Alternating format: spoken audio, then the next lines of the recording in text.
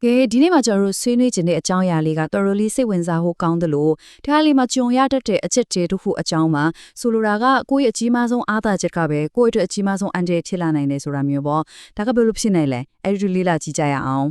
တခါလေကိုယ့်ရဲ့အားသာဆုံးအချက်ကပဲကိုယ့်ကိုပြန်ဒုက္ခပေးတယ်လို့ခန်းစားရဘူးလာ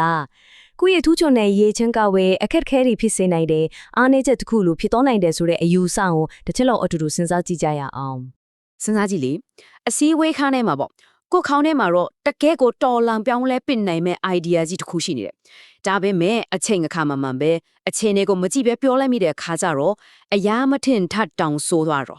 ့ဒီတော့အမြင်ကောင်းတစ်ခုရှိအောင်နဲ့မပြီးဘူးအဲ့ဒီအမြင်ကိုဘယ်အချိန်ဘယ်လိုမျိုးဝင့်မြမလဲဆိုလာကမှအောင်မြင်မှုအတွက်အဆုံးဖြတ်ပေးတော့မှာပေါ့ဒီလိုစိန်ခေါ်မှုမျိုးတွေကိုဘယ်လိုကင်တွယ်ရမလဲဆိုတာတကယ်တော့ကျွန်တော်တို့ရဲ့ရှေ့လူကြီးတွေကလမ်းညွှန်ပေးခဲ့ပြီးသားပါအင်မတန်အဖို့တန်တဲ့လမ်းညွှန်ချက်တစ်ခုပေါ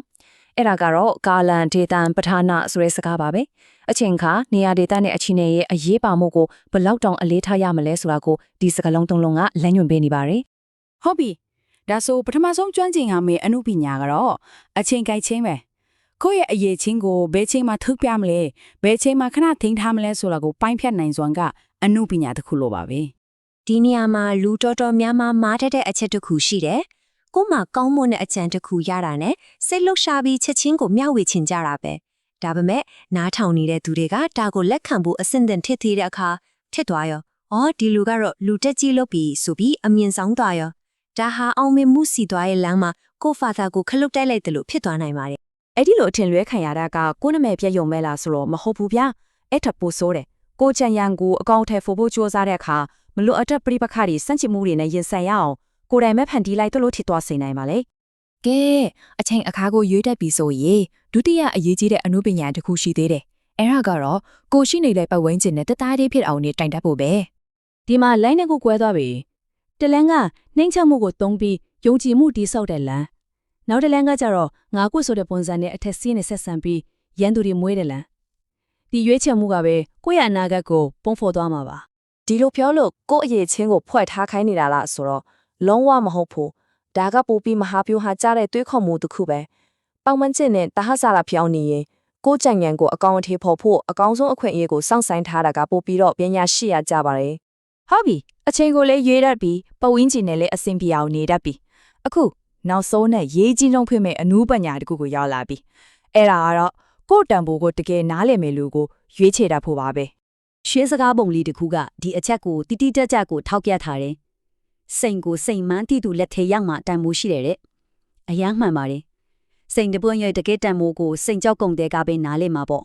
့တခြားသူအတွက်တော့ဒါဟာတာမန်ကြောက်တက်လုံးပဲထိနေနိုင်ပါတယ်ကိုယ့်ရဲ့နှစ်ပေါင်းများစွာလေ့လာထားတဲ့အချိန်တွေပေးပြီးတွေးခါထားတဲ့အဖို့တန် idea တွေကိုနားမလဲတဲ့တန်ဖိုးမထားတဲ့သူတွေရှေ့မှာသွားချပြတာက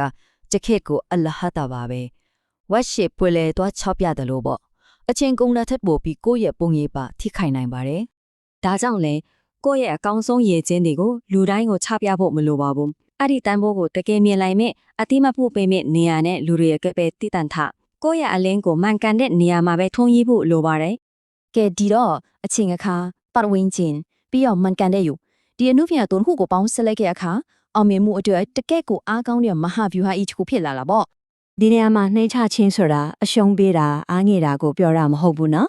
်ဒါကချင်းသိတ်တကောင်ကသားကောင်မဖန်ခင်ခြုံပုတ်ထဲမှာအချိန်ကိုစောင့်ပြီးငြိနေတယ်လို့ပဲကိုယ့်ရဲ့စွမ်းအားကိုအပြည့်အဝအသုံးပြုနိုင်မဲ့အခွင့်ကောင်းကိုစောင့်နေတဲ့ပညာရှိတဲ့လူရက်တစ်ခုပဲဖြစ်ပါတယ်ဆိုတော့အချို့ပြောရရင်ဒီလောကမှာအောင်မြင်ဖို့ဆိုတာကို့မှာအရေးချင်းရှိုံတစ်ခုတည်းနဲ့မရပါဘူးပုတ်တင်ညိုတကောင်လို့ပတ်ဝန်းကျင်အယောင်ကိုလိုက်ပြောင်းနိုင်တဲ့ညုံပညာဘဲချိန်မှရှစ်ထွက်မလဲဘဲချိန်မှနောက်ဆုံးနေမလဲဆိုတာကိုချိန်ဆနိုင်တဲ့စွမ်းရည်အဲ့ဒါတွေကမှတကယ်အောင်မြင်မှုကိုပေးနိုင်မှာပါဒီအကြောင်းအရာတွေကိုနားထောင်ပြီးတဲ့နောက်မှာကိုပြန်မေးကြည့်ရမယ့်မေးခွန်းလေးတစ်ခုရှိလာသည်ကိုမှရှိတဲ့တန်ဖိုးအရှိဆုံးအရေးချင်းအတွက်အသင့်တော်ဆုံးအချိန်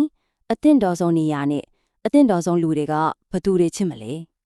အဲ့ဒီအဖြေကိုရှာတွေ့နိုင်ကြပါစေ